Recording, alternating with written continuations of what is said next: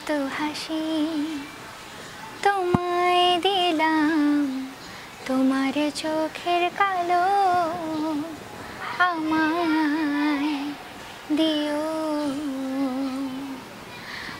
আমার যত আলো তোমায় দিলাম, তোমার আধারগুলো আমায় দিও। আমি সমরিতা এমএচ সমরিতা হসপিটালে আইসিইউতে 18 দিন অ্যাডমিট ছিলাম। ওনারা সবাই খুব ভালো, খুব ফ্রেন্ডলি আমাকে চিকিৎসা করেছে বা আমার প্রবলেমটা নিয়ে ওনারা খুব আলাপ আলোচনা করার মাধ্যমে আমাকে খুব ভালোভাবে ট্রিট করেছে। আমাকে বুঝতেই দেয়নি যে আমি হসপিটালে আছি না বাসায় আছি। এরকম সচরাচর আমি কাউকে, কোনো ডাক্তারকে তার পেশেন্টের সাথে এরকমভাবে বিহেভ করতে দেখিনি। ওনাদের ভালো চিকিৎসার কারণে, ওনাদের ভালো ব্যবহারের কারণে আর আপনাদের সকলের দোয়ায় আজকে আমি সুস্থ হয়ে বাসায় ফিরেছি। বিয়ে করছি এমন কিছু না, বিয়ে আর কিছুদিন পরে করব। জাস্ট এখন এঙ্গেজমেন্ট হয়ে আছে, এই তো। আমার নতুন জীবনের জন্য সবাই দোয়া করবেন আশা করি। হ্যাঁ, আমার শুরুটা মিডিয়ার জগতে শুরুটা হচ্ছে হৃদয় খানের হাত ধরে আমার মিডিয়াতে আসা। এটা ছিল 2012 সালে হৃদয় মিষ্টি অ্যালবামের জন্য সারা বাংলাদেশে অডিশন হয়েছিল, যা হচ্ছে SMS-এর মাধ্যমে, হচ্ছে ভয়েস রেকর্ডের মাধ্যমে এটা একটা প্রতিযোগিতা হয়েছিল।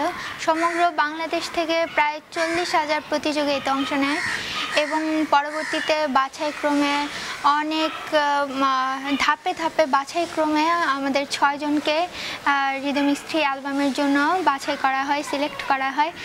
আর হৃদয় মিষ্টিতে আমার টাইটেল সংটা হচ্ছে ভালোবাসতে দিও, যার মাধ্যমে আমি সবার কাছে পরিচিত হয়েছি, আপনাদের সবার ভালোবাসা পেয়েছি। আর হ্যাঁ, ওই অ্যালবামের এখনকার সময়ে খুব জনপ্রিয় একজন শিল্পী ঐশী, শিল্পী ফারাবি, ওরাও ছিল। আর আমাদের সবার মিডিয়াতে আসা 2012 সালে হৃদয় খানের হাত ধরেই আসা। সে অ্যালবামের পরে অনেক কাজই করা হয়েছে, আমার সোলো অ্যালবাম কাজ করা হয়নি। অনেকগুলো মিক্স অ্যালবামে কাজ করা হয়েছে, ডুয়েট কাজ করা হয়েছে। বেলাল খানের সাথে করেছি, এফএ সুমনের সাথে করেছি, শাহরিয়ার বাঁধনের সাথে করেছি, মেহতাজের সাথে করেছি, এরকম অনেকের সাথে আমার কাজ করা হয়েছে। হ্যাঁ, অসুস্থতার পর আমার আবার আপনাদের দোয়ায় কাজে ফেরা হচ্ছে। কিছু কাজ নিয়ে আলাপ আলোচনা চলছে, কিছু গানের রেকর্ডিং করেছি, কয়েকটা গানের ভিডিও শেষ করেছি। এগুলো সামনে ঈদে রিলিজ দেওয়া হবে, সবাই দোয়া করবেন। না, ডেকেছে ভাইয়া, আমাকে অনেকবার ডেকেছে।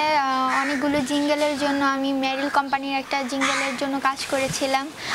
আর এমনিতে এরকম অনেকগুলো জিঙ্গেলে কাজ করা হয়েছে। আর ওনার সাথে একটা ডুয়েট গানে কাজ করার আলাপ আলোচনা চলছে। খুব শীঘ্রই আমরা কাজটা শুরু করব ইনশাল্লাহ। অবশ্যই যে ভালো ভালো কাজ করতে, আপনাদের ভালো ভালো গান উপহার দিতে। যদিও এখন আমাদের অডিও বাজারের অবস্থা খুব বেশি একটা ভালো না, তারপরেও আমরা সবাই চেষ্টা করে যাচ্ছি আপনাদেরকে ভালো কাজ উপহার দেওয়ার জন্য, ভালো গান উপহার দেওয়ার জন্য, যাতে আমাদের বাংলা সংস্কৃতি আরও সমৃদ্ধি লাভ করে। বাংলার ওপর অনার্স কমপ্লিট করেছি, এখন মাস্টার্সে অ্যাডমিশন নিয়েছি, বাংলা সাবজেক্ট নিয়ে পড়ছি। গানের জন্যই আর কি, গানের প্রতি ভালোবাসা থেকেই বাংলা সাবজেক্টটা নিয়ে পড়া, যাতে আমার গান চর্চায়, গানের ক্ষেত্রে কোনো ভুল ত্রুটি খুব কম হয়, উচ্চারণটা যেন খুব ভালো, সমৃদ্ধ হয়, সুন্দর হয়। এই জন্য আমার হচ্ছে এখন দেখা যায় যে বাংলা গান মানুষ খুব কম শোনে। বাংলা গানের প্রতি মানুষের আগে যে ভালোবাসাটা ছিল, সেই ভালোবাসাটা অনেকটা কমে গেছে। এখন কোনো জায়গায় যদি অনুষ্ঠান হয়, দেখা যায় হিন্দি গান খুব বেশি বাজানো হয়। আমাদের বাংলা গানও কিন্তু অনেক সুন্দর সুন্দর বাংলা গান আছে, সেই গানগুলি কিন্তু আমরা বাজাচ্ছি না, মানুষের কাছে পৌঁছে দিচ্ছি না। আমার কষ্ট হয় সেই জায়গায় যে আমরা বাঙালিরা যেভাবে হিন্দি সংস্কৃতির প্রতি আকৃষ্ট হয়ে আছি, হিন্দি সংস্কৃতির মানুষগুলো কিন্তু এভাবে বাংলা সংস্কৃতির প্রতি আকৃষ্ট হয় না, ওনারা নিজেদের সংস্কৃতিকে ভালোবাসে, নিজেদের দেশকে ভালোবাসে। তা আমরাও তো আমাদের দেশকে ভালোবাসতে পারি, আমাদের দেশীয় সংস্কৃতিকে ভালোবাসতে পারি, দেশীয় গানকে ভালোবাসতে পারি। আমি চাই সবাই দেশীয় গানকে ভালোবাসুক, আমাদের বাংলা সংস্কৃতিকে আরও সমৃদ্ধ করুক, সুন্দর করুক। আমার গান করতে খুব ভালো লাগে। এছাড়াও আমার মানুষের সাহায্য করতে খুব ভালো লাগে।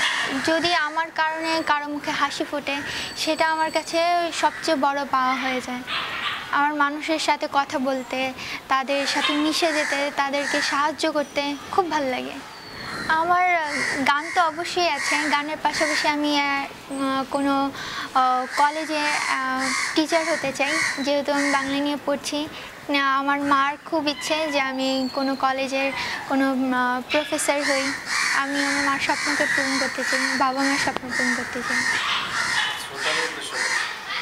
শ্রোতাদের উদ্দেশ্যে, আপনারা সবাই আমার জন্য অনেক দোয়া করেছেন যখন আমি হসপিটালে ছিলাম। আমার জন্য এভাবে সবসময় দোয়া করবেন, যাতে আপনাদেরকে ভালো গান উপহার দিতে পারি, একজন ভালো মানুষ হয়ে থাকতে পারি। আর বেশি বেশি বাংলা গান শুনবেন, বাংলা সংস্কৃতির পাশে থাকবেন। আমাদের এখন যে অবস্থা চলছে আমাদের মিডিয়ার বা অডিও বাজারের, আপনাদের সাপোর্ট খুব বেশি দরকার আমাদের। আপনাদের সাপোর্ট ছাড়া আমাদের বাংলা গান এগোতে পারবে না। এই জন্য আমি চাই আপনারা সবাই বেশি বেশি বাংলা গান শুনুন, বেশি সংস্কৃতির প্রতি আকৃষ্ট হন। অনেক ধন্যবাদ জানাতে চাই মিডিয়া ভুবন টিভিকে এত সুন্দর একটা প্রোগ্রামের আয়োজন করার জন্য। আপনারা সবাই আমাদের বাংলা মিডিয়ার সাথে থাকুন, মিডিয়াকে ভালোবাসুন। আর অনেক বেশি বেশি মিডিয়া ভুবন চ্যানেলটিকে সাবস্ক্রাইব করবেন অবশ্যই, বাংলা সংস্কৃতিকে পাওয়ার জন্য। এটি একমাত্র আমাদের কাছে এই যুগে, এই ক্ষেত্রে, এই সময়ে একমাত্র এই চ্যানেলটি আপনাকে দেবে সুস্থ সুন্দর বাংলা সংস্কৃতি।